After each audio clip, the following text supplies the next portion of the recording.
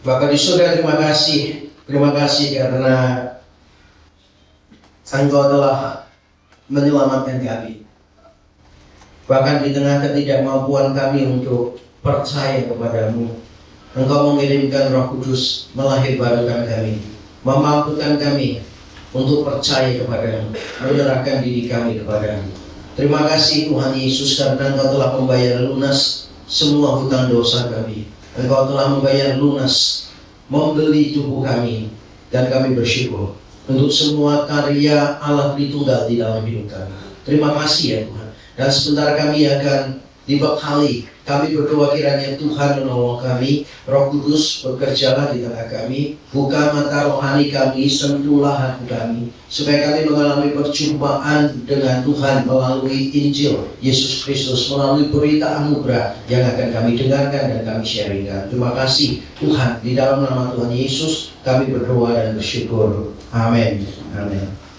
Nah, shalom sekali lagi semuanya. Nah, kali ini saya tidak khotbah ya. Saya akan lebih banyak sharing, walaupun nanti ada ayat yang saya bahas, tapi nanti saya akan coba banyak sharing apa yang terjadi di gereja kami, yaitu di Reformed Community di Surabaya. Bukan karena kami merasa gereja kami lebih baik dari GKI Gloria di sini, bukan. Justru karena semua itu proses kegagalan-kegagalan. Saya kalau di mana-mana dipanggil training, saya selalu ngomong, bukan berarti gereja kami lebih baik. Gereja kami itu sudah calon marut duluan, gitu. Sudah sering gagal duluan. Makanya Tuhan baik. Dengan semua kegagalan itu, akhirnya kita belajar dari semua kesalahan. Nah, saya tidak ingin gereja-gereja lain itu belajar dari kesalahan. Belajarlah dari yang sudah dialami orang lain, kan gitu. Katanya orang kan ngomongnya apa? Kita semua pasti belajar dari kesalahan, gitu. Benar sih. Setiap kesalahan perlu kita pelajari, tapi kita tidak selalu harus belajar dari kesalahan. Nah, hari ini kita akan banyak sharing. Saya akan memulai dengan kalimat ini. Pelayanan itu pengorbanan atau kehormatan? Dua istilah ini. Dan mengapa saya dapatkan ide ini? Saya dapatkan ide ini karena saya membaca biografi dari seorang misionaris terkenal di Afrika yang bernama David Livingstone. David Livingstone meninggalkan kekayaannya, kenyamanannya, semua impiannya dalam tanda kutip, dia tinggalkan dan dia melayani orang yang ada di Afrika. Nah, suatu ketika setelah years ago, jadi setelah banyak tahun dia pelayanan di sana, seorang wartawan menanyai dia, bertanya begini, semua yang kamu lakukan itu, bagaimana kamu kok bisa melakukan pengorbanan yang begitu besar? Lalu dia memberikan jawaban yang kalau diringkas kurang lebihnya begini. It is not a sacrifice, it is a privilege. Ini bukan sebuah pengorbanan, tapi ini sebuah kehormatan. Dan itu benar-benar menjadi filosofi pelayanan David Livingstone. Dan ketika saya membaca biografi itu mengubahkan cara saya melayani juga. Kalau kita menganggap bahwa pelayanan kita itu adalah sacrifice, sebuah pengorbanan, maka kita akan bermasalah di dalam pelayanan. Kenapa? Satu, kita akan kena messianic syndrome. Bisa jadi kita merasa sebagai juru selamat gitu. Karena kita yang paling banyak korban. Kalau nggak ada kita, wah, gereja ini mau kemana? Gitu. Jadi kita merasa sebagai juru selamat karena kita yang paling banyak berkorban. Yang kedua, selain kita merasa diri terlalu penting, yang kedua, kita ini terlalu mudah menghakimi orang. Karena ketika kita melihat orang lain tidak melakukan pengorbanan dalam tanda kutip, seperti yang kita minta, seperti yang kita lakukan, seperti yang kita harapkan, maka kita akan menilai orang lain apa? Orang gak lihat pelayanan. Gitu aja kok, gak malu. Dan seterusnya. Kita menjadi orang yang judgmental. Kenapa? Karena kita merasa semua yang kita lakukan, kita berikan dalam pelayanan adalah pengorbanan. Selain itu, kita juga yang ketiga menjadi pribadi yang demanding, yang suka menuntut orang lain. Kalau yang kedua tadi menghakimi orang lain, kalau ini menuntut orang lain. Kita tuh tidak mudah puas dengan orang lain. Kita tidak akan menghargai proses orang lain menjadi lebih baik. Karena kita selalu mengukur orang lain bukan dengan prosesnya dia, tapi dengan pencapaian kita. Saya ulang sekali lagi, kita mengukur orang lain bukan dengan prosesnya dia, tapi dengan pencapaian kita. Karena kita sudah berkorban begitu lupa dalam tanda kutip, seperti yang kita pahami, Maka kita melihat orang lain yang pengorbanannya kurang dari kita anggap orang itu masih tidak serius di dalam pelayanan. Cuma kita seringkali menilai orang lain terlalu tinggi, menuntut orang lain terlalu tinggi. Saya belajar ini dari Pak Joseph Tom. Suatu ketika waktu Pak Joseph ada di Indonesia, saya dipanggil ke kamar media bincang-bincang. Lalu ada satu mahasiswa S2 datang membawa makalahnya dan tanya ke Pak Tom, Pak Tom kalau dibaca bagus ya? Pak Tom enggak video. Bagus tuh Pak Tom bilang gitu. Terus nanya pergi. Setelah orangnya pergi, makasih Pak Tom pergi. Terus statementnya dikasihkan saya. Kamu coba baca. Setelah saya baca, Pak Tom nanya, bagus ya? Saya bilang, jenjak Pak Tom, malu Pak Tom ini. Mau masuk ini Pak Tom udah bagus gitu kan. Pak Tom langsung kasih tahu saya, bagus. Untuk ukuran dia, bisa tulis seperti ini, sudah sangat bagus. Kamu terlalu sombong nilai orang lain pakai ukuran. Alur sampai kita kadang-kadang kalau merasa semuanya itu adalah pengorbanan kita, yang terjadi seperti itu, saudara. Kita merasa terlalu tenang, kita mudah meyakini orang lain, dan kita mudah menuntut orang lain. Akibatnya apa? Kita sering bermasalah dalam pelayanan. Yang kita perlu pahami itu adalah beberapa hal yang paling mendasar filosofi pelayanan. Nah ini saya mau bicara tentang filosofi pelayanan. Di dalam pelayanan kita, paling penting itu pertama adalah filosofi pelayanan. Karena filosofi pelayanan dibangun di atas doktrin, dibangun di atas konsep-konsep Alkitab tentang pelayanan. Kalau saudara melihat pelayanan dengan kacamata yang keliru, maka semua yang dilakukan pasti keliru. Misalnya tadi, saudara menganggap pelayanan itu adalah pengorbanan, bukan kehormatan misalnya. Maka saudara pasti melakukan pelayanan dengan cara yang salah. Karena the way we see things itu akan menentukan the way you do things. Coba ya, saya mundur dikit ya. Saya mundur dikit karena dari wajahnya itu saya susah membedakan bingung atau ngantuk ya, atau kagum ya. Saya nggak tahu. Ini wajah-wajahnya sulit untuk dibaca ya Bapak Ibu. Nah, ibarat ramal saya nggak bisa lihat masa depannya ini. Flat banget. Jadi misalnya gini, kan kita kenal ya misalnya lagu tadi ya, berapapun harga yang harus dibayar. Dibayar untuk apa? Nah, kalau saudara bayar, saudara berharap apa? Permisi ya Bapak Ibu kan. Kalau kita bayar, kita berharap apa? Dapat sesuatu katanya. Jadi kalau kita dalam pelayanan kan, berapapun harga harus kita bayar kan gitu. Nah setelah kita bayar, kita gak dapat, marah nggak? Karena kita merasa pelayanan itu transaksi. Kalau saya melayani, saya harus dapat ini. Kalau saya melayani gak dapat ini, berarti lebih baik saya tidak melayani. Padahal kalau kita lihat, pelayanan itu kan bukan transaksi ya. Pelayanan itu kan relasi. Pelayanan itu kan duplikasi. Tapi ungkapan-ungkapan yang sering kita pakai itu memang mengarahnya misalnya semua loh. Misalnya satu lagu lagi ya, satu lagu lagi itu misalnya begini kan ya. Lagu apa yang terkenal gitu ya?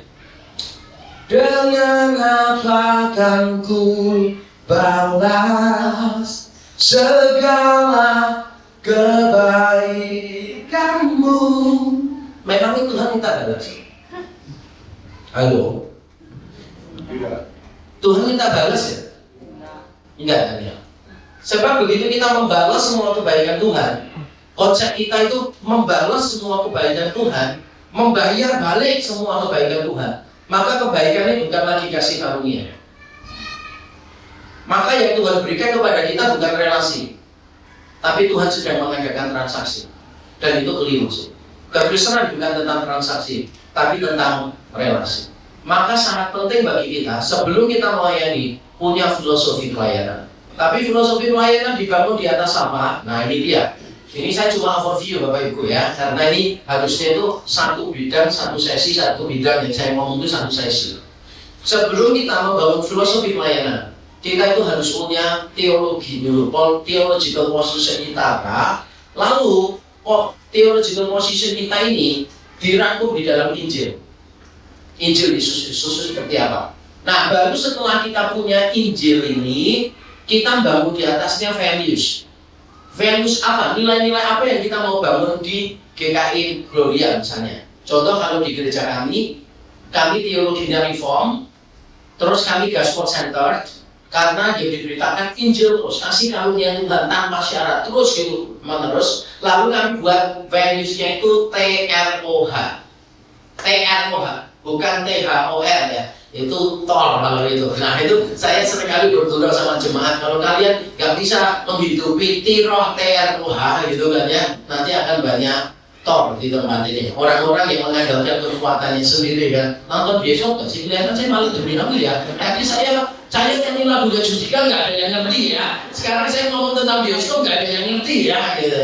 Wah ini repot ya, nggak tahu ya duniawi ya. Tapi kalau jaga dapat banyak ya. Nggak ngerti juga kalau jaga. Saya mau pamit pulang. Yang dibaca kita terus aku ya. Jadi gini, values di tempat kami itu tiroh, T-nya itu togetherness, R-nya respect. Respect itu berarti penghargaan, togetherness kebersamaan, O-nya itu openness, keterbukaan, H-nya itu hard work. Saya nggak mau ceritain satu-satu, tapi rutenya gini. Dari teologi reform, ini menjadi tradisi kita di kami direct, lalu kami sentralkan menjadi Injil Yesus Kristus, Gospel Centeredness. Dari Gospel Centeredness, kami menghadirkan 4 nilai utama, yaitu togetherness, respect, openness, hard work. Lalu masing-masing poin dielaborasi jadi 3 poin. Berarti 3 kali 4 menjadi 12 filosofi pelayanan. Jadi rank mengambil 12 filosofi pelayanan. Nah, filosofi pelayanan ini akan dibahas di mana? Kalau di dalam kurikulum pembinaan kami, dibahasnya di discipleship group modul 3. Jadi kami punya discipleship group modul 1 itu berpusat pada Injil. Bagaimana kita memahami dan menghidupi Injil. Yang kedua, modul 2-nya adalah berubah oleh Injil. Bagaimana kita mengalami pertobatan terus-menerus oleh Injil. Dan modul 3-nya melayani sesuai Injil. Perhatikan ya, kita harus paham dan belajar menghidupi Injil, tahu yang benar apa, lalu berubah terus-menerus. Kalau kita sudah beres dengan diri kita, maka kita bisa melayani orang lain. Nah, kurang lebih rutenya kayak begitu. Nah, untuk ikut discipleship group 1, belajar untuk menghidupi Injil, jemaat perlu ikut kelas doktrin. Mengapa saya Kristen? Karena di kelas doktrin ini, jemaat belajar Injil itu apa sih? Apa yang membedakan kekristenan dari agama-agama lain? Nah, setelah mereka ikut kelas doktrin mengapa saya Kristen, ikut discipleship group modul 1. Nah, di antara discipleship group modul 1 dan modul 2 kan berubah oleh Injil ya. Di antara itu, jemaat ikut camp pemulihan, retreat pemulihan yang saya beri nama Gospel and Faith. Logikanya begini, logika rutinnya itu gini. Di kelas MSK kita tahu apa itu Injil. Di discipleship group modul 1 kita belajar menghidupi Injil. Tapi pada waktu menghidupi kan mesti ada banyak hambatan-hambatan loh. Salah satunya apa? Luka batin kita, masa lalu kita, pola asuh kita. Nah ini semua dibereskan di operasinya di camp Gospel and Faith. Nah setelah dioperasi masih perlu fisioterapi nggak? Perlu doa latihan terus setiap minggu fisioterapi. Nah fisioterapinya itu discipleship group 2 gitu. Nah, discipleship group 3 berkaitan sama materi saya, isinya cuma filosofi pelayanan saja. Saya berharap kita itu melayani bukan di komisi yang sama saja, bukan cuma di gereja yang sama saja, bukan cuma dengan semangat yang sama saja, tapi juga dengan filosofi pelayanan yang sama. Sebab kalau filosofinya tidak sama, nanti pasti banyak masalah di dalam pelayanan. Nanti saya akan coba jelaskan ketika saya memberikan contoh-contoh di materi ini ya. Coba sekarang mari kita lihat dulu. Pertanyaan penting, apa yang menggerakkan Anda dalam pelayanan? Siapa tiap minggu yang bangun pagi itu semangat? Wah, pelayanan.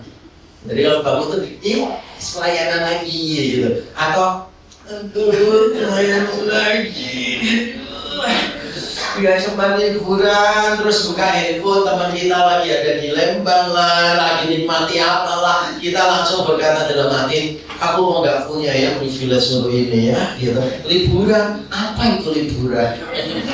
Saya kok cuma pelayanan. Siapa yang tiap minggu bangun semangat?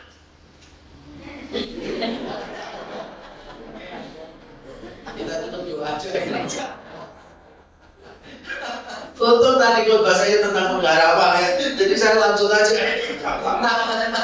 Kita ini menandang pelayanan kita sebagai apa gitu loh. Semangat gak sih kita melakukan pelayanan kita? Nah, semangat atau tidak semangat itu yang menentukan apa? Salah satunya filosofi pelayanan kita. The way we value our ministry, the way we see our ministry, itu akan menentukan the way we do our ministry. Makanya hari ini saya ingin mencoba mengajak kita merenung ya, sambil saya memberikan sharing beberapa hal. Nah, saya didasarkan pada ayat ini saja, ayat yang terkenal sekali. Mari kita membaca bersama-sama. 1, 2, 3. Dan yang paling akhir dari semuanya, ia menampakkan diri juga kepadaku, sama seperti kepada anak yang lahir sebelum waktunya.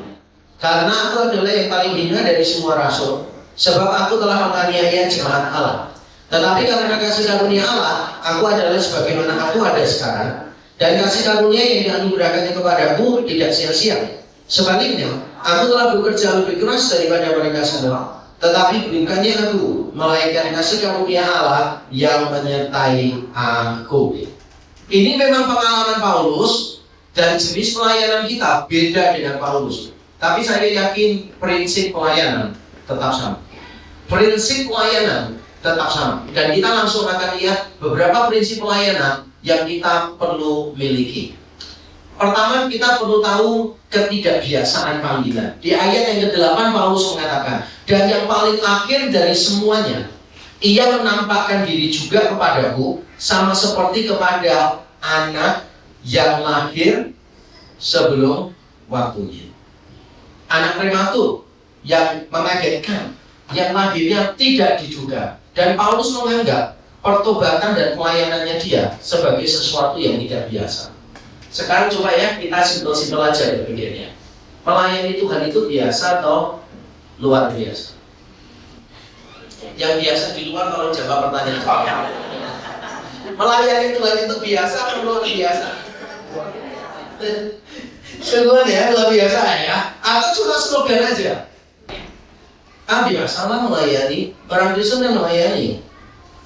Tapi selama kita nggak pernah menemukan ketidakbiasaan di dalam pelayanan, kita akan menganggap pelayanan kita biasa. Contoh ya, saya menganggap pelayanan saya itu tidak biasa dengan apa? 1, Tuhan itu nggak butuh saya, tapi Tuhan mau melibatkan saya. Loh, Tuhan tidak butuh saya. Apa yang akan terjadi dengan gereja Indonesia kalau tidak ada Yahudi Handoko? Nggak ada apa-apa. Nggak banyak berubah. Paham ya maksud saya ya? Tuhan itu nggak butuh saya. Bagaimana orang kalau tidak ada saya? Baik-baik saja. Tuhan itu nggak butuh apapun di luar dirinya, tapi dia mau melibatkan saya. Oh, coba dikirim. Biasa atau luar biasa? Luar biasa. Tuhan nggak butuh kita. Kedua, kalau Tuhan mau melibatkan orang, Tuhan pasti libatkan yang terbaik. Bukan orang berdosa seperti saya dan saudara. Tuhan cari orang-orang yang jauh lebih kompeten, yang jauh lebih saleh daripada saya, daripada saudara. Tapi jujur ya, kalau kita mau jujur dengan diri kita, kita sering merasa terlalu jijik di hadapan Tuhan, terlalu berdosa. Saya juga, kadang saya tuh bisa nyanyi, my sins they are many, His mercy is more. Nyanyi itu aja di mobil, saya bisa nangis. Saya bisa di tengah-tengah baca Alkitab, saya berhenti nangis. Tuhan ingatkan betapa saya berdosa. Soalnya ketika saya diingatkan betapa saya berdosa, how sinful I am, tapi the fact bahwa Allah tetap memakai saya, itu amazing sih, amazing. Tuhan gak butuh saya. Kalau perlu dia melibatkan saya, ya dia akan pakai orang yang lebih baik dong. Pahami maksudnya? Ada banyak hamba Tuhan yang hidupnya lebih baik dari saya, lebih sabar dari saya, lebih sayang istri daripada saya, dan seterusnya. Tapi kenapa Tuhan percayakan kepada saya, percayakan kepada saudara? Saudara harus menemukan sesuatu yang tidak biasa ini. Sebab kalau saudara tidak menemukan sesuatu yang tidak biasa, saudara akan melayani dengan cara yang sama sih. Kalau dalam kalimat saya begini, keluar biasaan kasih karunia seringkali terlihat kurang nyata karena kita terjebak pada kebiasaan. Jadi melakukan sesuatu sebagai hal yang rutin dan menganggap banyak hal sebagai biasa. Coba yang renungkan. Ada seorang jemaat saya ngomong gini, Pak, tahu nggak Pak, berapa hari lalu saya nggak bisa bangun dari tempat itu Pak. Mau kencing aja loh Pak, saya tuh nggak bisa gerakin badan saya sampai bangunkan suami saya Pak. Terus saya itu dibantu jalan pelan-pelan baru bisa kencing. Loh kenapa? Oh, nggak tahu.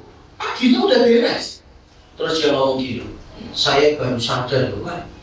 Ternyata bangun malam-malam kencing itu bukan hal biasa.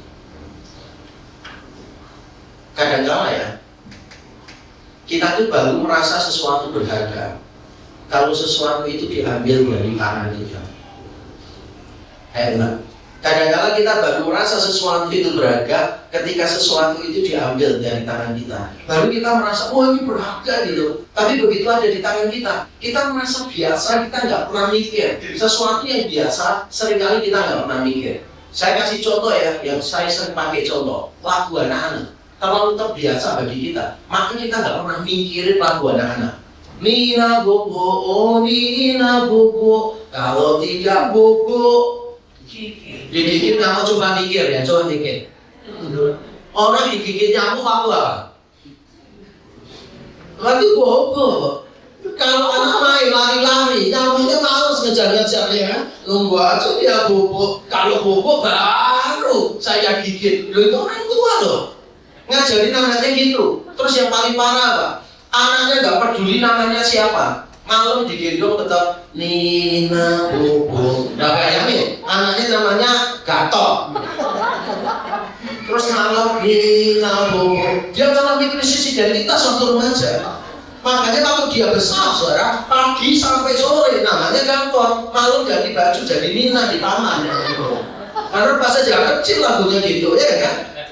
Cangkul, cangkul, cangkul yang dalam menanam jagung di kebun kita. Yang dari desa pasti tahu, nanam jagung gak perlu dalam-dalam. Kalau mau nanam mayat itu baru cangkul, kalau jagung ya cangkul yang dalam, tambah mati. Ayo beneran. Lagi misalnya ya, ke Bandung, Surabaya, bolehlah naik dengan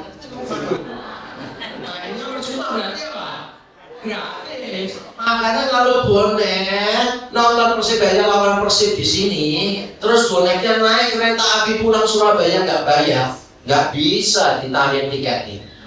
Jadi kondektornya tanya tiketnya mana, semuanya nih ke Bandung, Surabaya. Boleh naik dengan percuma. Semua yang biasa, kita tuh nggak pernah mikir, sungguh nggak pernah mikir. Kemarin saya baru kasih ilustrasi lagi kan, kita itu sering kali nganggap sesuatu biasa. Saudara lihat onde-onde, nggak pernah ngaku. Tapi ada turis dari luar negeri, orang cerita, lihat onde-onde itu saudara. Dia tuh sampai gini, aku respect orang Indonesia ini sabar banget. Bijinya satu-satu gitu kan ya. Terus dia gini, ini amazing banget sih. Bagaimana kacang hijaunya bisa ada di dalam tanpa ada lubang gitu. Kenapa kita nggak ngaku ya? Karena terlalu terbiasa. Coba deh ambil waktu untuk merenung. Saya ini tipikal orang tuh suka merenung, bukan melamun ya. Saya itu tipikal orang yang suka merenung. Dari perenungan itulah akhirnya saya bisa memahami banyak hal dengan lebih baik. Ketidakbiasaan panggilan kita. Yang kedua, yang perlu kita pahami adalah ini, kerendah hatian dan ketidaklayakan. Karena aku adalah yang paling hina dari semua rasul, sebab aku telah menganiaya jemaat. Paulus menyadari siapa dia. Dia itu paling hina dari semua rasul. Nanti kalau saudara baca surat Efesus, dia naik lagi kerendah hatiannya. Bukan cuma yang paling hina dari para rasul, tapi dia yang paling hina dari semua orang kudus. Dan di surat-suratnya yang terakhir 1 Timotius 1, ketika dia semakin tua, Paulus berkata, di antara manusia yang berdosa. Akulah yang orang berdosa. Kristus Yesus datang untuk menyelamatkan orang berdosa di antara mereka. Akulah yang paling berdosa. Paling tidak di antara para rasul lumayan ya sih. Paling tidak di antara orang kudus lumayan ya. Tapi paling berdosa di antara orang berdosa. Jadi dia semakin paham betapa dia berdosa. Apakah berarti Paulus semakin berdosa? Tidak. Tapi Paulus semakin paham kasih karunia. Ketika dia semakin paham kasih karunia, dia semakin paham betapa besar dosanya. Di gereja ini terjadi sesuatu yang aneh. Kita ini kalau ditanya, anugerah Tuhan amazing nggak? Wah, semuanya langsung ngomong so amazing. Kita langsung nyanyi lagu Amazing Grace gitu kan. Wah, luar biasa. Tapi kalau ditanya, dosanya itu serius. Sebab ngomong kosong kalau kita percaya the grace is amazing, tapi kita nggak bisa melihat the magnitude of our sins. Karena anugerah itu besar, karena anugerah itu menutupi dosa kita yang besar. Kalau dosa kita sedikit, jangan bilang amazing grace. Kita cuma bilang enough grace sudah cukup. A little grace sudah cukup. Justru kita mengatakan the grace is amazing karena kita sadar dosa kita itu uncountable. Kita itu lebih berdosa daripada yang kita kira. Itu Injil Yesus Kristus mengajarkan kepada kita. Paulus itu bukan berarti dalam hidupnya semakin berdosa, bukan. Dia semakin memahami keberdosaannya. Mengapa? Karena dia semakin memahami kasih karunia Allah dalam hidupnya.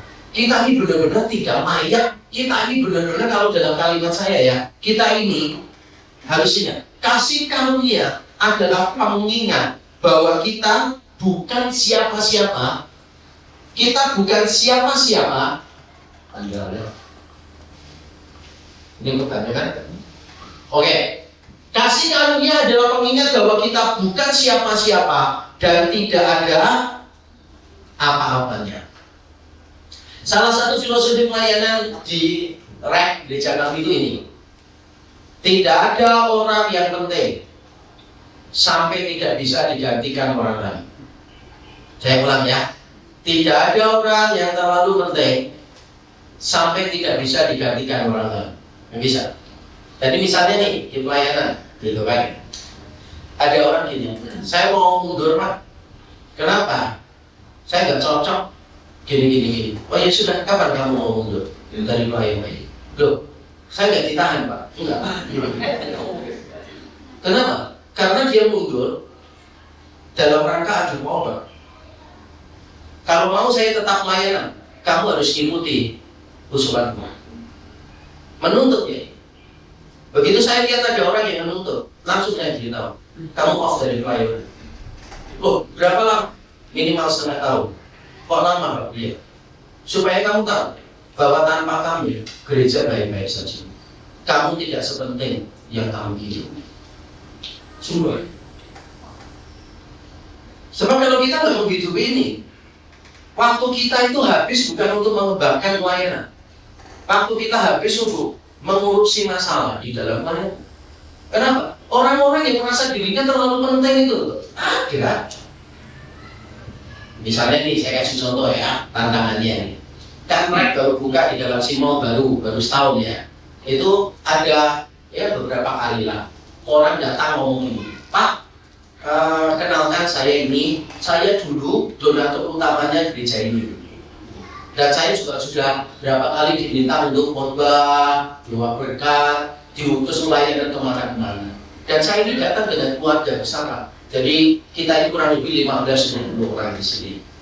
Pak Yakob, kalau butuh pelayanan apa-apa dari saya dan keluarga, ngomong saja. Saya siap membantu. Kapan tuh? Saya siap membantu. Nah, saudara, gerejanya masih baru nih. Diberi tawaran semacam itu. Take it or leave it. Take it or leave it. Iya kan? Biasanya kita mikir kok kita lagi butuh banyak orang kok. Gitu. Ambil aja. Tapi saya jawab gini, Bapak terima kasih ya. Bapak tertarik untuk melayani di sini. Wah puji Tuhan. Gereja ini butuh banyak pelayan.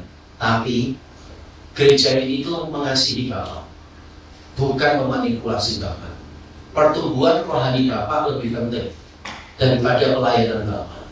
Jadi Bapak pastikan aja bertumbuh di gereja ini.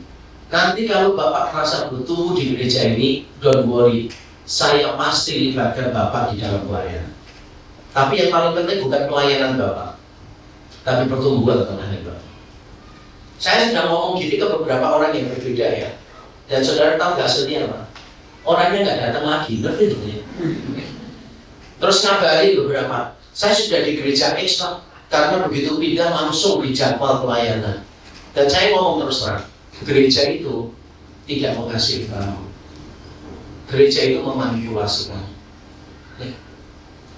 Ada orang yang ngomong gini, Pak, nanti saya urusin ya Pak ya, badannya gini. Nanti saya datangkan orang-orang penting penyanyi terkenal ini itu gini. Nanti saya urus semuanya. Saya bilang guys, that's not the way we are running the church. No. Nah, saya tidak mau ada orang yang merasa dirinya terlalu penting sampai nggak bisa digantikan orang lain. Saya tidak mau. Dan itu juga berlaku untuk diri saya sendiri. Saya ini dalam rangka direct gereja kami, dalam rangka menyiapkan diri menyongsong post JTH Pira.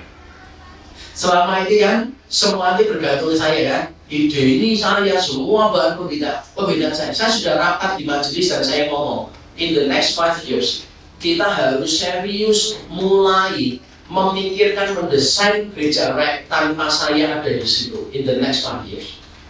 Kenapa?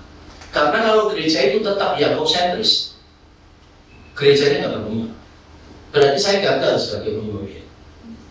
Berarti saya terlalu penting, padahal saya tidak seberapa penting. Gak ada saya loh, mungkin bisa lebih baik. Pahamnya maksudnya. Kita semua harus menolong. Dulu pertama kali saya jadi gembala sidang, minggu ke-3 atau 5, seperti sekarang kan saya keluar. Dulu saya keluarnya cuma nggak mau luar kota, di Surabaya. Berbisik kalau ya, pertama saya jadi gembala sidang di Rek. Kalau saya khotbah di luar, gereja saya sendiri yang datang cuma 50% jemaat. Karena bukan saya yang khotbah. Dan saudara tahu mereka perginya kemana?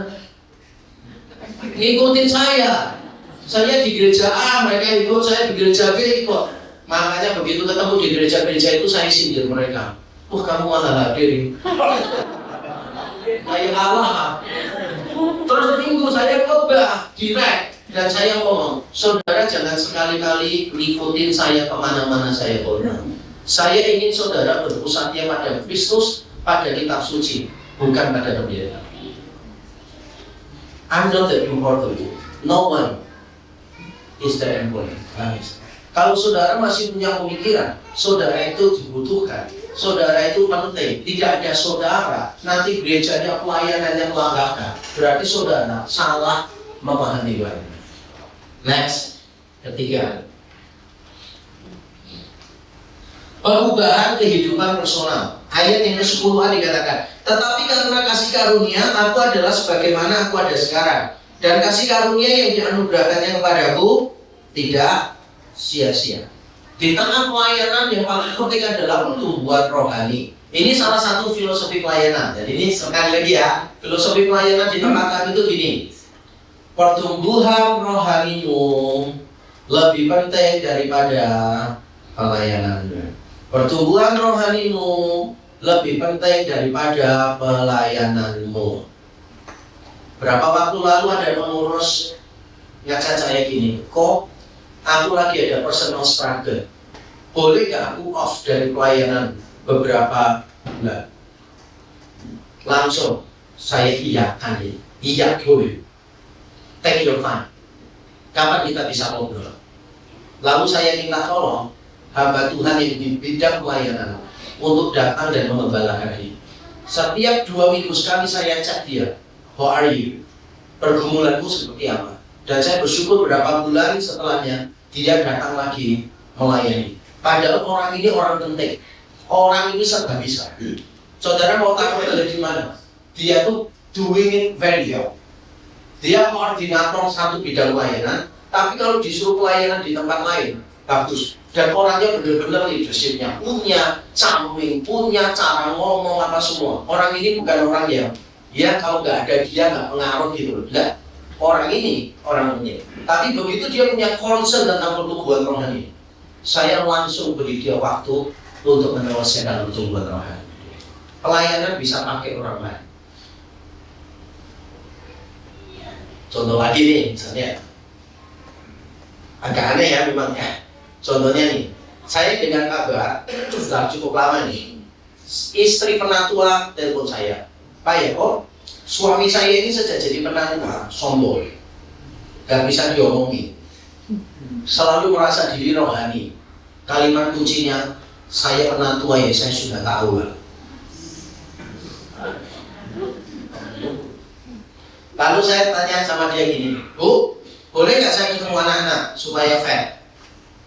Boleh. Jadi akhirnya saya ke rumah, ketemu dia, suaminya dan anak-anak. Mereka dua saya suruh masuk kamar, saya tanya anak-anak, menurut kalian papa sombong nggak? Oh iya benar Pak ya, papa sombong sudah jadi penatua. Terus saya pakai berdua. Terus saya ngomong gini, Bapak, lebih baik Bapak 3 bulan off deh dari penatua. Karena pertumbuhan rohanimu lebih penting daripada pelayananmu. What is the point? Menjadi elder penatua, tapi nggak menjadi teladan. Apa poinnya? Mengurusi rumah Tuhan, tapi nggak bisa mengurusi rumah tangganya sendiri. Dan itu menabrak firman Tuhan di 1 Timotius 3. Benar atau betul? Jadi saya di kesempatan dia 3 bulan. Untuk off dia bingung. Lalu nanti jelaskan ke majelis lain, saya akan bilang pergumulan keluarga udah beres. Jadi dapat majelis saya ngomong ya, kita beri waktu ya karena kita mengasihi Bapak ini, kita beri waktu 3 bulan off, jangan dibebani dengan pelayanan, biar dia fokus sama Tuhan. Baca buku tentang kerendahan hati ya, bergumul terus baca ayat-ayat Alkitab tentang kesombongan, bersandar pada kasih karunia, memikirkan Injil lebih fokus lagi, jangan diganggu dengan pelayanan. Setelah 3 bulan, balik lagi pelayanan. Karena kita mengasihi, bukan memanipulasi. Dan saudara tahu mengapa saya sampai pada titik ini?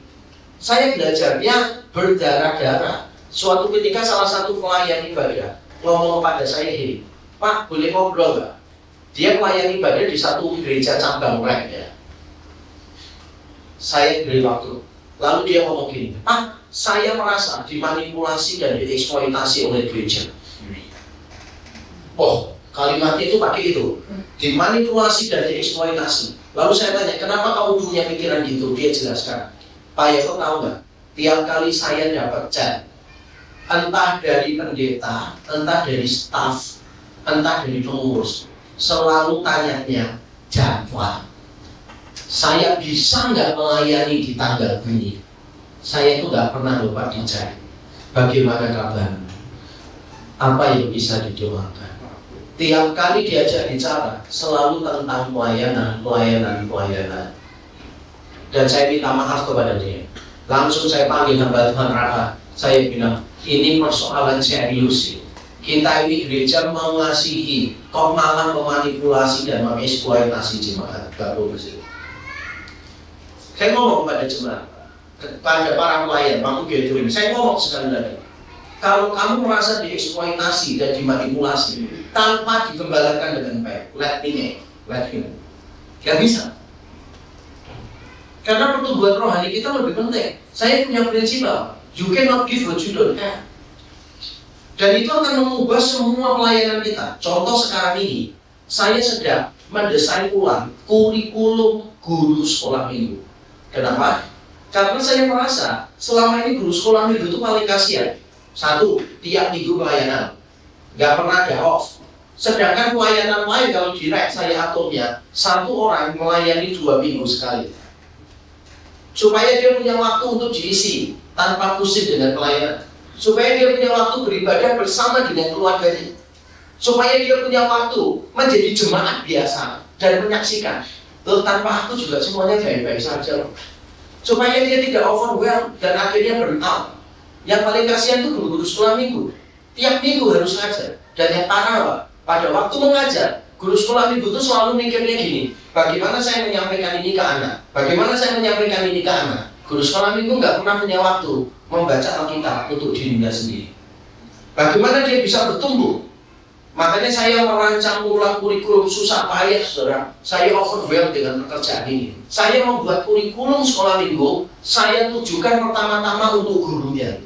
Jadi saya jelaskan cerita Alkitab, saya paparkan dengan penggalian biblika. Setelah itu, saya memberi pertanyaan-pertanyaan renungan untuk guru tiap kelas. Jadi kelas A, pertanyaannya ini, karena subtemanya ini. Kelas B, pertanyaannya ini. Dan mereka, saya beri pertanyaan yang sifatnya apa? Mendekatkan mereka sama Tuhan. Pernahkah Anda, misalnya nih ya, minggu ini ya, yang minggu depan mau dipakai, itu kan tentang Tuhan yang memulihkan ciptaan. Walaupun Tuhan menghukum dengan air kita, tapi Tuhan memulihkan. Saya kasih pertanyaan, pernah nggak saudara punya barang yang tidak seberapa berharga, rusak dan merepotkan?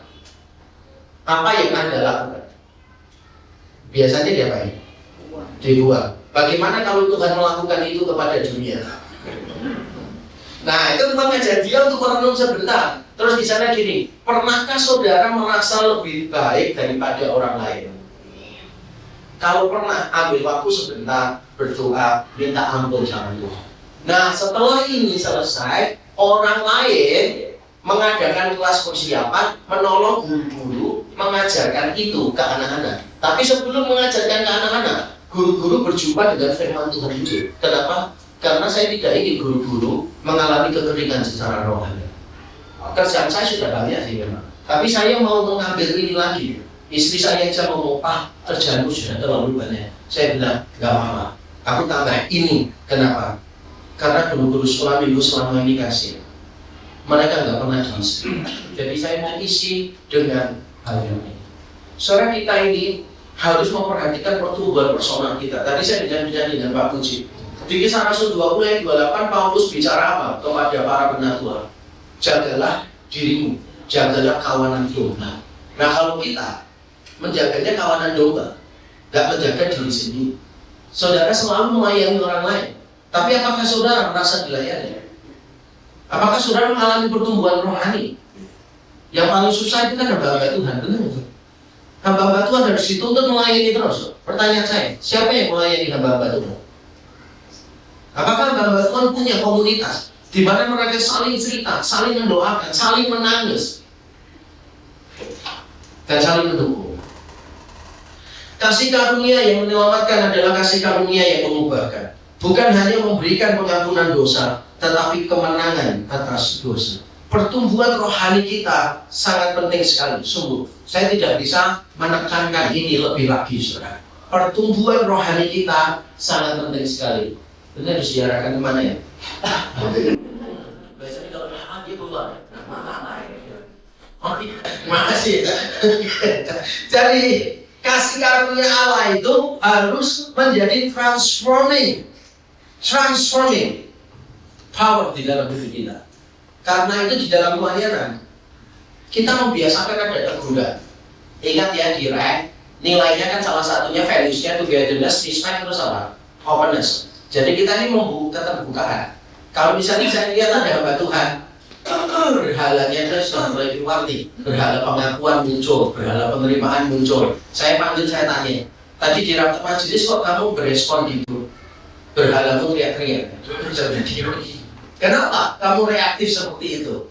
Kenapa kamu reaktif seperti itu? Orang lain tidak reaktif. Kenapa kamu reaktif? Jadi misalnya nih, salah satu hamba Tuhan ngomong gini, saya misalnya, saya ya Pak, semua halus. Saya nggak mau ngurus lagi lah. Kenapa? Mau jenis kalau rapat mesti gini. Mau saya Pak, sudah, saya nggak mau ngurus sudah. Terus saya tanya sama dia ini, majelis yang katamu begini, dilihat oleh hamba Tuhan lain nggak? Saya juga lihat. Kenapa respon kami beda sama kamu? Kenapa kamu putus asa yang lain nggak? Terus saya kasih tahu dia, karena berhalamu itu kuasa. Jadi kamu tidak suka pengambilan keputusan itu yang bertele-tele, karena kamu ingin semuanya simpel dan kamu yang memutuskan. Ketika keputusan harus melibatkan orang lain dalam jumlah yang lebih banyak, kamu resah. Kenapa? Karena kamu khawatir kamu tidak bisa mempenetrasikan kuasamu kepada lebih banyak orang. Makanya selama ini kamu senang dengan tim yang kecil. Makanya selama ini kamu baik kepada timmu. Kenapa? Karena kamu mau berkuasa atas tim dengan cara apa? Mengambil hatinya. Jadi di tengah perbuatan baikmu, kamu sedang berbuat jahat, yaitu memberi makan berhala kuasamu. Dan orang lain yang kepadanya kamu berbuat baik, itu bukan objek kasih, tapi itu adalah objek manipulasi. Dan itu jahat. Saya langsung ngomong terus terang. Tiba-tiba saudara merasa bersyukur bukan anggotanya gitu. Bersyukur saya gak jadi klien direktur. Kalau saya panggil, saya langsung terus terang ngomong gitu. Karena ada satu hamba Tuhan melakukan kesalahan, saya panggil dan saya ngomong, permisi ya, saya mau ngomong, ini kesalahan bodoh. Sorry, saya pakai kata kasar karena ini benar-benar bodoh. Lalu saya diagnosis hadirnya. Terus saya minta maaf sama Allah sekalian juga. Saya bilang, iya, ini muncul karena kesombongan dalam hati. Kamu merasa diri mampu, kamu merasa dirimu begitu penting, kamu merasa kalau semua ikutin yang kamu ngomong, semuanya baik-baik saja. Dan saya bilang, that's not true. Gak ada orang yang penting di gereja ini, termasuk saya. Jadi saya ngomong sama dia, tidak ada orang yang terlalu penting di gereja ini. Kamu merasa dirimu terlalu penting. Kamu merasa dirimu terlalu mampu. Makanya saya ngomong sama dia, kalau kamu mau ninggalin gereja ini sewaktu-waktu lain secepatnya saja. Kaget. Saya beritahu, saya segera. Daripada kamu melayani tapi kamu mati karena kesombongan, lebih baik kamu gak punya pelayanan tapi rendah hati. Benar itu. At the end of the day, Tuhan gak peduli pelayanan kita loh. At the end of the day, Tuhan cuma melihat karakter kita loh. Benar gak sih? Tuhan melihat pertumbuhan rohani kita loh. Kualitas karakter kita lebih penting daripada impact pelayanan kita. Gak peduli saudara dampaknya begitu luas, gak peduli peranan saudara begitu sentral, tapi begitu saudara gak bertumbuh menyerupai Kristus, kehidupanmu gagal total. Saya bukan berarti mengatakan gak usah pelayanan, tidak. Pelayanan kadang bermanfaat untuk menumbuhkan kerohanian kita. Tapi berapa banyak kita terlalu sibuk pelayanan sampai mengorbankan kerohanian kita. Dan ini yang keliru. Maka gereja bisa memikirkan bagaimana para pelayan itu bisa mengalami pertumbuhan yang baik. Dan yang terakhir, judul kita di ini adalah kerja keras di dalam pelayanan. Paulus mengatakan sebaliknya, aku telah bekerja lebih keras daripada mereka semua. Tetapi bukannya aku, melainkan kasih karunia Allah yang menyertai aku. Salah satu values direct adalah hard work. Hard work. Nah, makanya di filosofi pelayanannya gini nih. Boleh curhat, tidak boleh ngomel. Saya ulang ya. Boleh curhat, tidak boleh ngomel. Bedanya apa ya Pak? Bedanya apa? Kalau saudara curhat, saudara itu merasa saudara itu nggak mampu, butuh didoakan. Ketika saudara curhat, saudara itu nyari solusi.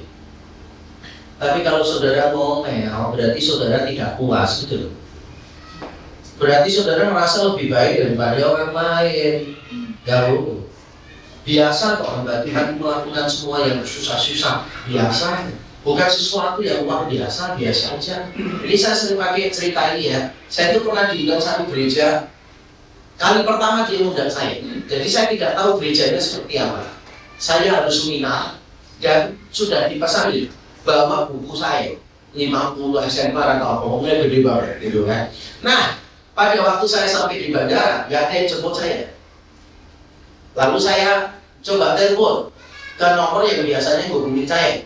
Ternyata nggak ada yang terima, terus nggak ada yang terima. Jadi akhirnya saya memutuskan untuk berangkat sendiri ke gerejanya. Tapi sekarang saya berpikir gini, saya kan tidak tahu gerejanya besar atau kecil. Saya ke gerejanya enaknya naik apa? Naik taksi.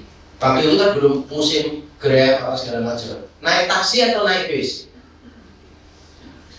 Karena saya naik apapun kan pasti diganti gerejanya.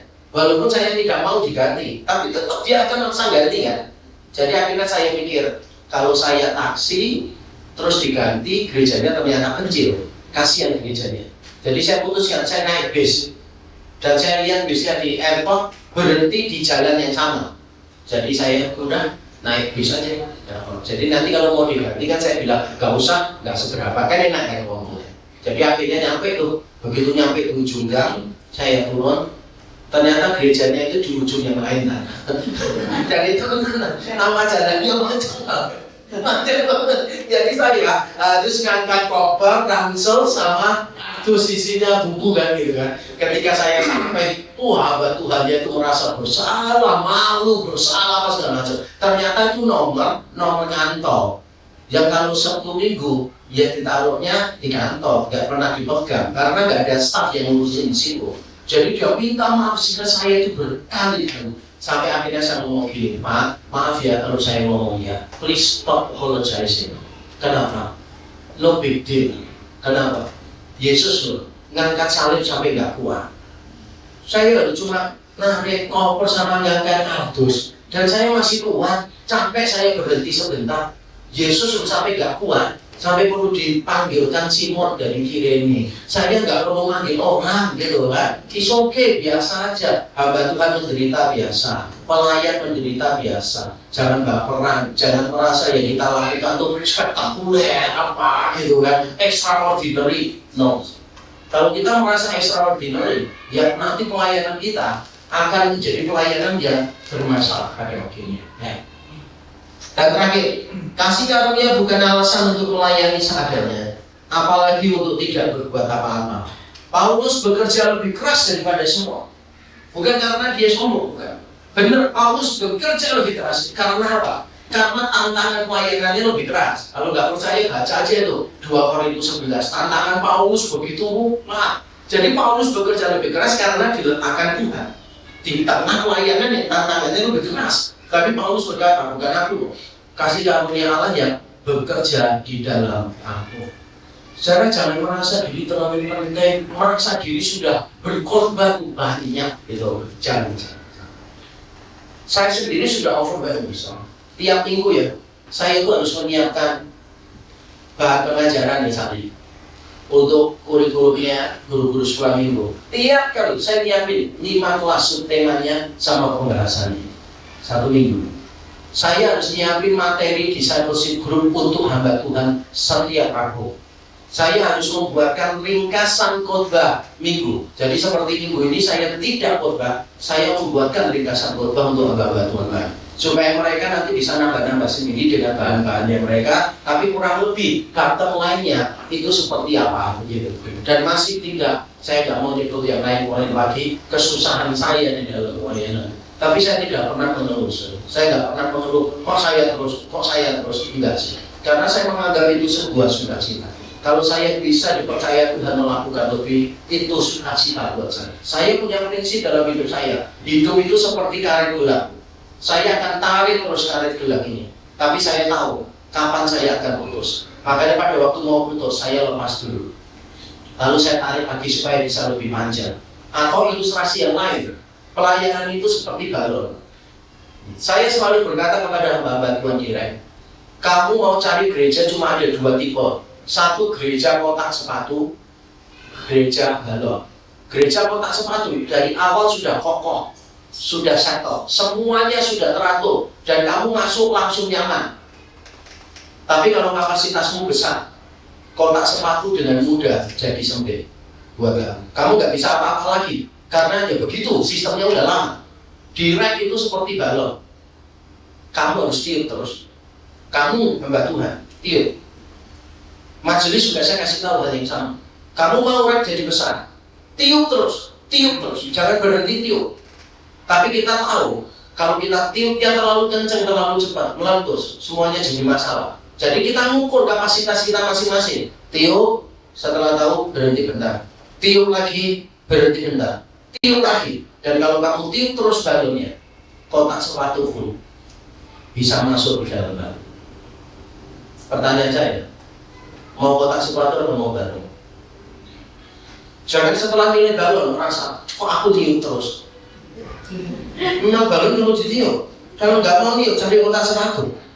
Saya yakin pelayanan kita seharusnya seperti balon, tiup terus. Jangan sampai kita burn out, benar. Nah, kesannya itu overwhelm. Begitu overwhelm, kita langsung ada sinyal. Kita perlu didoakan.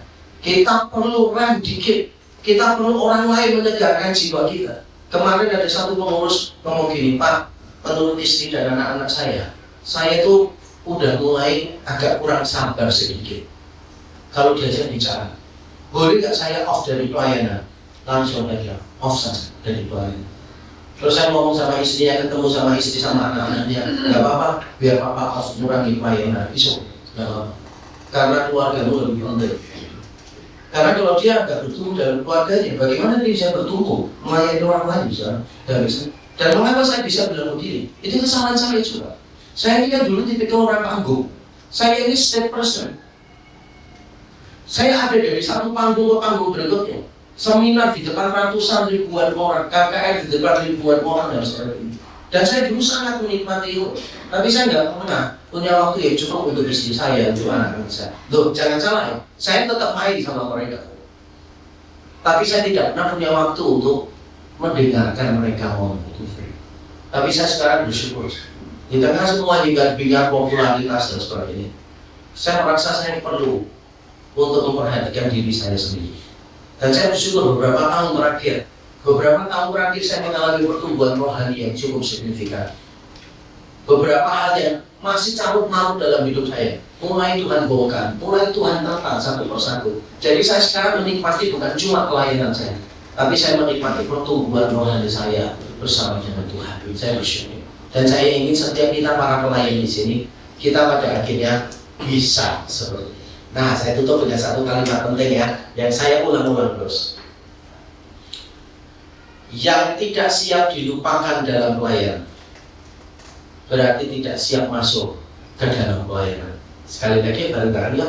Yang tidak siap dilupakan dalam pelayanan tidak siap masuk ke dalam pelayanan. Karena sooner or later ya kan, kita ini akan dilupakan dalam pelayanan. Tidak apa-apa. Saudara lebih milih mana? Saudara melayani terus tapi nggak berkembang, atau saudara nggak melayani ternyata dipegang orang lain berkembang? Ya kan? Saya ngomong sama majelis takut. Kalau kalian menemukan hamba Tuhan lain yang bisa memimpin radio revival, let me know ya. Saya dengan senang hati akan support orang itu supaya gereja lebih berkembang. Dan saya ngomong sama majelis tirai, jangan berpikir saya tua di sini ya. Karena siapa tahu perkembangan gereja kita lebih cepat daripada perkembangan personal saya. Kalau my personal growth lebih rendah daripada the growth of the church, itu berarti the church needs a new leader. Tapi saya tidak pernah berhenti untuk personal growth. Saya tetap baca buku, saya tetap belajar ini itu, saya tetap kalau lihat gereja lain berkembang, saya telepon pendetanya, boleh nggak saya ngobrol-ngobrol? Kalau saya khotbah di satu gereja, saya lihat ada sesuatu yang baik, yang baik belum punya, boleh nggak saya ngobrol-ngobrol? Boleh nggak saya belajar ini itu dan sebagainya? Saya tetap mengejar personal growth saya tahu. Tapi kalau at the end of the day, rank faster. The church growth itu grows faster gitu kan, going up faster. Maka ini pertanda bahwa saya harus menyerahkan ke orang. Begitu pula dengan kita semuanya. Saya tidak ingin saudara setelah acara ini mundur. Itu kegagalan berarti.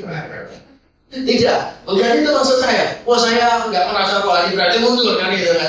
Wah, berarti saya nggak diperlukan, berarti saya mundur. Bukan, tapi saya harap sesi ini tuh benar-benar kan membongkar balikkan filosofi pelayanan kita, membuat kita resah gitu, membuat kita tuh kayak kalau orang bilang ya ngedrift gitu.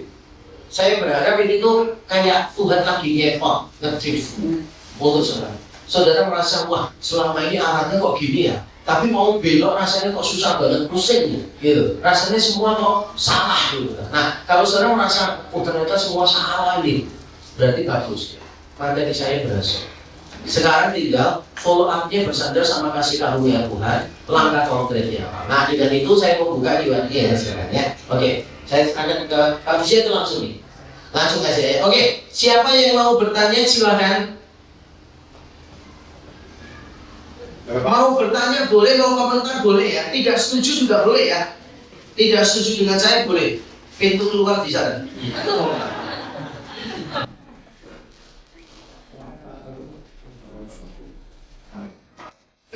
Silakan Pak. Pak, saya mau bertanya. Pertama saya apresiasi sekali dengan apa yang saya dengar hari ini.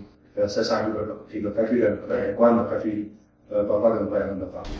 Oke, yang pertama Pak, saya ingin tanya, saya mungkin agak mundur sedikit. Ya. Tadi kan kita bicara tentang filosofi Pak ini. Nah, entah kenapa saya punya persepsi bahwa apa yang Bapak ceritakan itu pelayanan adalah pelayanan diri.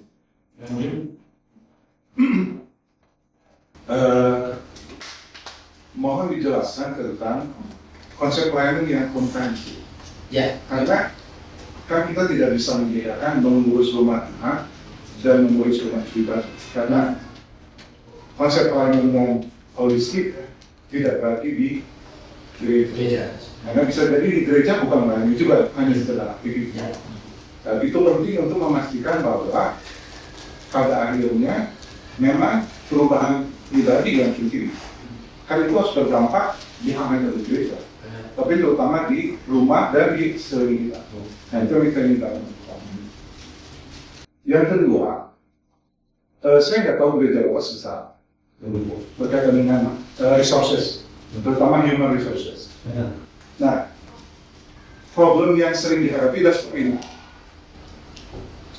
Di gereja-gereja yang resourcesnya terbatas, tetapi aktivitinya itu menuntut, karena itu kan perlu dilakukan setiap minggu atau setiap bulan. Pada akhirnya tentu saja idealnya apa yang tadi Bapak sampaikan harus dilakukan. Karena itu akan dilakukan. But in practically itu sometimes sulit tuh, karena resources terbatas.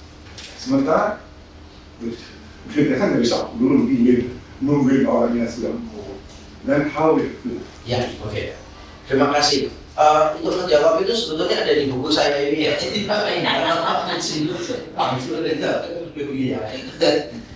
saya ada di buku dan bagus ini buku saya. Nah, di buku saya di buku ini di satu bab saya membahas gereja yang menggerakkan jemaat ini pelayanan di pekerjaan. Jadi saya mengajak jemaat untuk melihat pekerjaannya sebagai pelayanannya, yaitu mengajak supaya kita itu melihat nilai intrinsik di dalam pelayanan kita, di dalam pekerjaan kita sebagai pelayanan itu ada nilai intrinsiknya. Saya kasih contoh ya, terima kasih. Contoh misalnya begini, saya panggil pastor gereja, ini contoh ya, pastor gereja ini kan dia bekerja di gereja. Saya panggil gini, kamu tahu nggak perananmu di gereja ini penting? Dia kira enggak penting. Penting. Kenapa? Penting. Terus saya kasih tahu. Bayangkan kalau seandainya nih ada orang yang mau ke gereja ini cocok bertumbuh, tapi dia nggak cocok sama kamar mandinya karena jorok kotor. Kira-kira dia berjemaah di sini? Dia bilang enggak. Padahal dia bertumbuhnya di sini. Jadi akhirnya dia akan berjemaah di gereja lain tanpa mengalami pertumbuhan. Terus kedua, saya ngomong, ini sedikit financial ya, tapi bukan berarti mata berita. Coba kamu bayangkan seandainya ada orang berduit kaya, ekonominya ke atas, masuk gereja kita, kencing di kamar mandi kita, jijik, gak mau, bukan kotor ya, tapi karena kurang terlalu bersih gitu. Jadi pengertian bersihnya itu beda saya sama dia. Saya ngomong, ini kalau orang-orang kaya, mereka nggak mau ke gereja sini gara-gara kamar mandinya kotor, atau kursinya kotor, atau apanya kotor. Padahal kamu pikirkan ya, seandainya orang-orang kaya itu berjemaat di gereja ini, lalu mereka mau berikan persembahan untuk misi sekolah di pedalaman, berapa banyak orang coba diberkati. Tapi gara-gara kebersihan kita kurang maksimal, orang-orang itu tidak ada di tempat ini. Terus ketiga, kamu pernah pikirkan nggak kalau seandainya ada sesuatu yang kotor, sampah, air, terus ada orang jatuh? Yang rugi bukan cuma orang itu aja, tapi semua keluarganya. Jadi apa yang kita lakukan sekarang itu berarti banget. Terus saya ngomong lagi sama dia, kalau gereja ini kotor, orang itu sakit, kena virus, bakteri, apa segala macam. Tapi begitu kamu bersihkan, semuanya sehat, kamu berkontribusi terhadap kehidupan banyak orang. Terus saya tanya, sekarang kamu paham nggak what you are doing itu signifikan? Paham, ya udah, kerja yang lebih baik. Contoh misalnya jemaat saya tanya, Pak saya ini kerjanya cuma ngecat-ngecat rumah, saya kerjanya arsitek, apa sih nilai intrinsiknya di dalam pelayanan? Saya jelasin, loh Dari awal kejadian satu itu tentang keindahan, benar kan? Tuhan mengatur itu dan Tuhan berkata baik, baik. Hari ke-7 Tuhan istirahat. Yang dilakukan Tuhan apa? Tidur. Enggak. Hari ke-7 Tuhan istirahat, yang dilakukan Tuhan apa? Menikmati semua yang Dia sudah ciptakan. Jadi lihat keindahan. Jadi saya ngomong, ketika kamu membuat gambar arsitek, ketika kamu membuat sebuah desain grafis, kamu tuh sedang menjadi co-creator. Kamu sedang mengimplementasikan kapasitasmu sebagai gambar Allah. Sama seperti Allah mencipta menjadi creator, kamu menjadi co-creator. Sama seperti Allah menyukai keindahan, kamu menyukai keindahan. Sama seperti Allah menghadirkan keindahan, kamu menghadirkan keindahan. Jadi buat jujur itu penting banget. Dan kalau kamu menghasilkan rumah yang bagus, yang indah, penghuninya itu malas pergi keluar-luar. Dia akan kumpul terus dengan keluarganya di situ, sehingga punya banyak waktu family time. Karena punya banyak family time, punya banyak kesempatan untuk memberikan values di dalam hidup kepada anak-anaknya, sehingga nanti anak-anaknya bertumbuh menjadi anak-anak yang mengerti nilai hidup itu apa. Jadi buat jujur matters. Nah itu saya ngajarkan, salah satunya nilai yang prinsip. Tentu saja masih ada beberapa poin yang lainnya. Nah sekarang menjawab, semoga terjawab ya Kak, ini yang pertama ya. Jadi saya membahas ini dari perspektif gereja karena konteksnya kan ini gereja ya gitu. Tapi saya juga memberikan seminar misalnya tentang marketing untuk bisnis ya. Saya pernah mimpin beberapa kali seminar bisnis gitu, tandem sama pebisnis tentang marketing. Yang datang bukan cuma orang Kristen, tapi orang non-Kristen. Dan saya ajarkan, marketing itu bukan tentang selling gitu. Marketing itu tentang educating people. Marketing itu bukan tentang produk, tapi tentang human gitu, tentang orang. Lalu saya jelaskan bagaimana kejadian 1 dan 2 harusnya mempengaruhi marketing Kristen. Nah itu cuma saya nggak mau ulang di sini karena konteksnya beda. Jadi karena konteksnya gereja, saya banyak contohnya gereja ya. Tapi kurang lebih cara pandang saya gitu yang saya buatkan di buku tadi. Menjawab pertanyaan kedua, bagaimana kalau human resources-nya kurang? Di buku ini juga saya membahas satu bab khusus tentang rekrutisasi. Jadi kita ini harus memikirkan rekrutisasinya seperti apa. Gereja ini seringkali ya tidak melakukan rekrutisasi dengan baik. Nah, bagaimana melakukannya dengan baik? Panjang lebar penjelasannya, satu sesi sendiri. Tapi kalau saya selalu mulai dari sini, mulailah dari visi. Visinya kayak apa? Visinya itu dikonkretkan jadi target. Sehingga nanti orang-orang melihat visi itu, melihat target itu, dan langsung berkata begini, wow, ini signifikan nih, I wanna be part of it. Tapi kalau kita nggak pernah dalam tanda kutip menjual visi, nggak pernah menggerakkan orang dengan visi, kita akan menggerakkan orang dengan kebutuhan. Kita lagi butuh nih, gitu kan ya. Kita nggak akan mendapatkan orang yang baik. Cuma. Tapi kalau kita menggerakkan dengan visi, kita bisa dapat orang-orang yang hebat. Karena orang itu merasa gini, wih, visinya gede. Aku ini nggak seberapa loh dibanding visinya. Aku perlu orang lain. Kan banyak orang tanya ke saya kan ini. Bagaimana cara mengumpulkan orang-orang hebat, orang-orang besar? Jawaban saya simpel. Kasih visi yang lebih besar dari mereka semua. Supaya nanti kalau kumpul, saling membutuhkan. Kalau visinya kecil, orang hebat tuh merasa lebih gede dari visinya. Makanya dia males, merasa satu, talentanya, kapasitasnya terbuat percuma, bener nggak ya? Yang kedua, merasa diperlukan di tempat itu. Nah ini bahaya. Makanya mulai dari visi. Visinya mau apa? What do you really want? Gitu.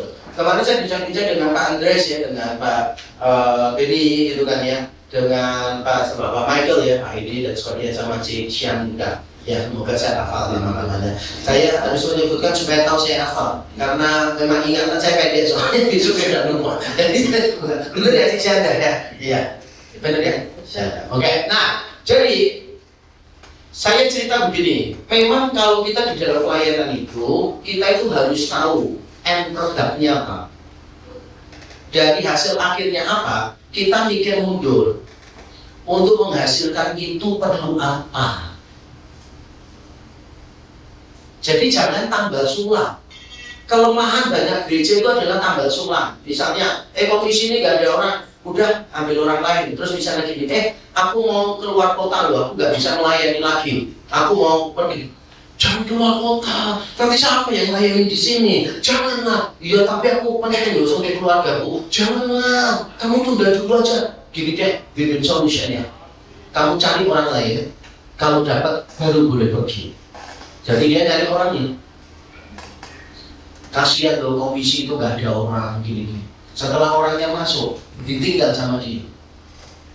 Orang langsung ngomong, oh jebakan Batman ini. Itu bukan rekrutisasi, itu namanya jebakan Batman. Rekrutisasi itu mulai dengan fisik, nanti dikonkretkan dalam bentuk target. Dari target itu kita buat strategi. Bagaimana kita mendapatkan orang? Contoh ya misalnya nih, di RGF kan masih baru setahun. Sebelum buka, saya sudah langsung adakan kelas dulu. Terus saya mengadakan pemuritan untuk mereka. Terus saya umumkan kapan akan ada audisi untuk pemain musik. Dan saya beritahu, saya gak peduli mereka pemain hebat di gereja besar sebelumnya, semua harus audisi. Jadi saya ngomong leadership master, jangan sungkan-sungkan. Walaupun untuk beberapa orang sudah pasti bagus, tapi tetap perlu audisi. Dan saya kumpulkan, saya kasih tahu, music style direct adalah ini. Kita bukan seperti ini, bukan seperti ini, kita di tengah-tengah. Ibadah kita gospel center, jadi kita nggak mau menyanyikan lagu-lagu yang cuma biasa-biasa tanpa kematian kebangkitan Yesus, penebusan yang sempurna. Jadi saya kasih itu ya, semua patokannya. Nah orang mulai tertarik, puji Tuhan ya. Lalu mulai ikutlah pembinaan-pembinaannya. Jadi walaupun mereka sudah main di gereja yang jauh lebih gede daripada REK, tapi mereka tetap mau mengikuti prosesnya. Bahkan dulu mereka di gereja-gereja lama dapat bayaran tiap kali main, mereka dapat di REK Rp1 pun mereka ada. Tapi pertanyaannya, mengapa mereka bergabung? Satu, karena bertumbuh, mengalami pertumbuhan melalui proses pemuritan gitu loh. Yang kedua, karena mereka melihat ada visi yang beda, ada something different gitu. Nah masing-masing gereja itu harus memberi reason, alasan mengapa orang lain perlu bergabung dengan kita. Kemarin kan saya bincang-bincang itu, saya ngomong begini, in the next 10 years, kalau orang mendengar GKI Gloria, 3 kata apa yang langsung muncul di pikirannya mereka? Mulai dari situ aja. Nah dari situ orang tertarik kan. Nah setelah orang tertarik, kita sediakan rutenya untuk mencetak para pelayan. Contoh, ada worship clinic nggak? Ushers di training nggak? Multimedia di training nggak? No. Kalau di REK, saya training semua. Ikut worship clinic, ushering. Saya ajarkan perspektif teologi tentang ushering apa. Ushering itu penting, bukan cuma musik nggak bisa, ini nggak bisa, ini apa, cuma bisa senyum. Ya udah, kamu terus ini sudah semua nggak bisa, senyum nggak bisa, wajahnya melas, petugas kolektor. Hasilnya pasti banyak gitu. Harus dikasih training. Saya kasih training tentang multimedia, perspektif teologis tentang keindahan. Saya kasih worship ini, training khusus untuk apa? Untuk lighting. Bagaimana lighting bisa menolong ibadah menjadi lebih baik. Jadi saya kasih tahu perspektif teologisnya apa, prinsipnya apa, the do, the don'ts, itu semua ada aturannya. Contoh ya, ini saya kasih contoh, main musik. Saya kasih tahu, main musik jangan overplay. Jadi beberapa bar biarkan kosong, gak selalu ada bar diisi. Terus nanti gitarnya ngisi, keyboardnya ngisi, sama-sama oktav tinggi gitu kan ya. Itu gak nyaman banget sih untuk telinga. Jadi misalnya main kalau bisa sederhana, less is more than more. Boleh nggak nunjukkan skill? Boleh, not too much. Kenapa? Karena ibadah itu bukan tentang kita yang bertanggung. Ibadah itu tentang jemaat yang di bawah. Kita itu tugasnya menolong jemaat nyanyi lebih baik. Bukan jemaat supporternya kita. Itu konser. Kalau ibadah kan bagaimana menolong jemaat, benar nggak sih? Makanya saya ngomong itu, beberapa penyanyi di tempat kami, suaramu tuh bagus banget kalau nadanya tinggi. Tapi kamu jangan nyanyi pakai nada dasarmu. Kenapa? Karena begitu kamu main nada dasarmu, jemaat semua itu nggak bisa nyanyi. Habis pujian sebelum khotbah, minta minum semua. Kayak berapa bingung, ada tikus di mana-mana ya. Suaranya nggak kuat.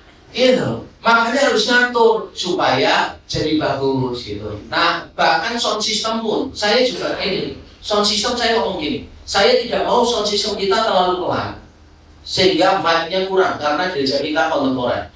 Tapi saya tidak mau sound systemnya terlalu keras sehingga pada waktu saya nyanyi saya nggak bisa dengar jemaat saya nyanyi. Saya nggak mau. Jadi saya harus bisa dengar jemaat di belakang saya, di depan saya, di sebelah kanan kiri saya. Kalau mereka nyanyi, saya bisa dengar. Kalau enggak, berarti salah. Berarti fokus kita bukan congregational sini. Fokus kita berarti di panggung, konser, bukan ibadah. Terus pada waktu congregational singing, saya kasih tahu pemain musik. Nanti pada waktu jemaat nyanyi, sudah. Musiknya harus benar-benar fade out. Kalau perlu cuma keyboard synthesizer aja. Kenapa? Karena ketika dengarkan jemaat nyanyi, it's so beautiful. Karena selama ini kan kita dengarkannya di panggung kan yang mimpin kan. Pada waktu jemaat nyanyi bersama-sama, coba saudara, waduh, luar biasa. Itu momen yang luar biasa. Makanya saya ngomong sama worship pastornya, upayakan 5 lagu, 4 lagu yang kamu nyanyi, 2 lagu mesti harus ada congregational singing. Terus lagunya harus ada dinamikanya, gitu, dinamikanya. Nanti pada waktu congregational singing saya kasih tahu ya lighting, kamu kasih bos ya, signalnya ke jemaat yang pelan putih gitu, ke jemaat semua nih gitu, supaya mereka tuh merasa ini loh, it's time for you to sing together as a covenant people, sebagai umat berjanji. Nah ini semua itu kan ada perspektif teologisnya, ada training buat tuduhnya dan sebagainya. Bahkan untuk desain pun itu ngajarin, saudara. Ada trainingnya. Untuk hal-hal yang saya nggak mampu, saya panggil orang untuk ngajari. Tapi untuk hal-hal yang saya mampu, saya training sendiri, saudara. Saya training. Nanti kalau membuat desain harus serif dan non serif. Nanti maksimal hurufnya itu jenisnya fontnya 2, 3 maksimal, preferably 2. Nanti warna kayak apa. Tapi begitu saya lihat orang lain lebih bagus, sudah orang itu yang training. Karena pertanyaannya, apakah kita itu memberi ruang yang besar bagi jemaat supaya talentanya tidak mubazir? Jadi saya bahas di buku saya juga. Ini kan kasih contoh terakhir dan sebelum saya ngambil pertanyaan yang lain. Contohnya, orang desainer grafis DKV, pelayanannya di gereja apa? Maafkan ya, bukan berarti saya mengecilkan multimedia ya. Tapi saya yakin tugas multimedia itu bukan cuma cetak-cetak PowerPoint. Multimedia itu memikirkan beauty-nya seperti apa, supaya semuanya itu benar-benar nyatu. Supaya semuanya benar-benar orang bisa melihat gini, wow, Allah yang indah tercermin di dalam ibadah kita yang indah. Itu loh maksudnya. Dan sekarang kalau dia cuma cetak-cetak, terus kapasitasnya sebagai desain grafis itu kemana? Kan kita harus challenge dia untuk, kamu sebagai desain grafis, what can you do from the church? Kamu punya impian apa? Nah, ketika orang digerakkan dengan itu, saya yakin mudah mendapat uang. Mudah mendapat uang. Oleh anugerah Tuhan saya yakin mudah. Contoh lagi, orang S2, S1 keuangan, finance, S2 luar negeri, finance. Kerjaannya apa kalau di gereja pelayanan? Ngedarin kantong oleh terus ngitung duit. Bukan berarti ngedarin sama ngitung nggak penting ya, jangan salah. Kalau yang ngitung nggak jujur, wah susah gereja. Tapi kalau dia punya kapasitas di bidang finance, dia punya bank sendiri, saudara itu harus kasih dia kertas kosong, suruh bikin proyeksi keuangan, suruh dia mengelola data keuangan kita. Jadi saya menemani teman-teman saya ini, beberapa pengurus yang bidangnya finance, saya suruh kumpul dengan saya. Terus saya ngomong gini, tolong ya nanti bendahara setor data ke dia. Kamu nanti lihat pemasukan kita tertinggi 5 tahun terakhir di bulan apa saja. Ada polanya enggak? Nanti pola itu akan menentukan cara kita mengatur program. Jadi nanti program-program tertentu gede, jangan ditaruh di bulan ini. Kecuali kalau memang tanggalnya ya, kan nggak mungkin. Rayakan Natal 17 Agustus, mungkin kan? Lagi Valentine 25 Desember, misalkan itu ya nggak mungkin. Tapi untuk tanggal-tanggal yang tidak definitif harus diatur. gitu. Terus saya minta yang pinter-pinter kumpul ya, saya ngomong gini, coba kamu lihat lagi pengeluaran gereja kita, mana yang perlu direstrukturisasi supaya ada penghematan, supaya kita tuh nggak perlu keluar untuk sesuatu yang tidak bermanfaat. Lalu saya ngomong, kita perlu target nih keuangan kita tahun depan targetkan sekian ratus juta, karena kita punya kebutuhan isi sekian, kebutuhan ini sekian. Sekarang mikir, bagaimana keuangan kita bisa sampai segitu. Nah ini orangnya mau belajar finance kok. Makanya gereja kami itu pakai software akuntansi, dan kami pakai accountant public accountant. Auditornya itu bukan jemaat rek. Kenapa saya sampai susah payah ngaturnya gitu? Karena saya ingin supaya pengelolaan keuangannya transparan, bisa dipercaya, dan jemaat malah belajar dari gereja, bukan dari yang lain. Karena gereja bisa dipercaya, gereja tahu bagaimana menghandle uang ini, gereja tahu cara membuat proyeksi keuangan itu seperti apa gitu loh saudara. Nah itu yang menurut saya mungkin perlu dilakukan supaya kita tuh bisa menggerakkan orang-orang yang dalam tanda kutip punya kapasitas besar, karunia-karunia yang Tuhan titipkan ke mereka. Kasih contoh lagi ya. Ini contoh-contoh aja ya. Minggu lalu saya ini mau buat gini selama sebulan ini, mulai tahun ini di RGM itu ada performance sebelum ibadah. Minggu pertama 3 anak muda vokal grup. Ternyata suaranya bagus banget, akapela bagus gitu kan. Nah, minggu yang lalu kita mainkan musik DJ. Ya jemaat itu gak bisa nyanyi, gak bisa main musik, kerjanya DJ. Tapi dia DJ alim loh, gak merokok, gak alkohol, gak seks, gak macam-macam. Dia terkenal sebagai DJ alim. Dan saya ngomong, whether you play in the church, tapi jangan di ibadah dulu, nanti menimbulkan masalah di jemaat. Nah ini saya tidak mau saudara langsung nyanyi DJ berarti enggak ya, enggak. Budaya gereja beda-beda gitu loh, kultur kita beda-beda, konteks kita beda-beda. Tapi maksud saya adalah, saya itu melihat orang, wih keren nih, bisa DJ. Saya ngomong sama pengurus ibadah, kenapa gak undang dia aja untuk perform? Terus saya lihat ada orang pintar nge-rap, penyanyi profesional. Saya ngomong gini, coba tanya sama dia ya, dia bisa nggak ngarahkan pengakuan iman rasuli? Lo memang bisanya ambil rekor. Masa suruh nyanyi campur sari ya nggak bisa lah. Oh dia bisanya nggak kan? Udah, saya ngomong, coba deh tanyain sama dia bisa nggak ngarahkan pengakuan iman rasuli gitu loh. Terus saya lihat ada orang pintar gambar apa segala macam gitu. Ada yang pintar gambar hasil, tapi belum jadi jemaat, baru ikut prosesnya. Saya ngomong sama dia, nanti ke depan mau nggak sih? Saya khotbah, kamu ini nanti gambari, ngikutin, pakai lukisan, ganti lagi. Jadi nanti ada 2 kamera. Atau kalau kamu nggak mau, nggak apa-apa. Nanti melukis biasa, setelah khotbah selesai, nanti dijual di lelang. Kamu dapat sebagian, gereja dapat sebagian. Kamu bisa apa? Oh kamu bisa ini. Ayo. Kamu bisa apa? Bisa ini. Ayo, do something for the church. Nah ini dia. Kita ini seringkali menggerakkannya pakai kebutuhan. Saudara siapa yang mau, soalnya kita butuh ini. Salah. Rekrutisasi di buku itu saya balik. Saya ketemu orang, saya tanya, kerjanya apa? Oh kerjanya ini. Wah keahliannya apa? Gini. Wah coba kamu mikirin ya. Keahlian itu berguna apa untuk gereja ya? Nanti bulan depan kita ketemu ngobrol lagi. Lah gitu. Ketemu orang IT tanya, kira-kira menurut kamu gereja 15 tahun akan datang bagaimana ya? Terus kontribusi IT, orang-orang pintar IT seperti kamu seperti apa?